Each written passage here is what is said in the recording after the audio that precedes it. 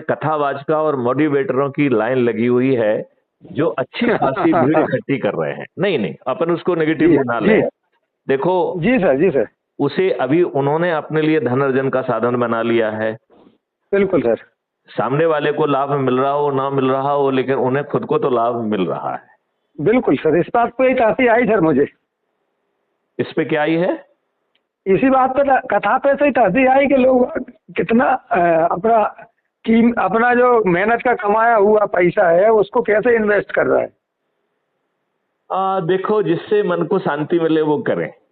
बिल्कुल सर, बिल्कुल। ठीक है ना। तो अपन उसके हम तो कह रहे हैं कि क्या हम कथावेचक और जो इंडिविजुअल मोटिवेटर्स हैं, राइट, बहुत सारे लोग मोटिवेट कर रहे हैं अपने अपने तरीके से, चाहे प्रशांत किशोर हों, चाहे पुष्पेंद्र कुलश्रेष्ठ हों, चाहे अश्विनी उपाध्याय हों, राइट, और कुछ लोकल अच्छे भी हो सकते हैं। तो उनकी अपन सूची बनाकर उनको भी रीच आउट कर सकते हैं। तो कथावाचक और मोटिवेटर्स को एक कैटेगरी में रखा गया है।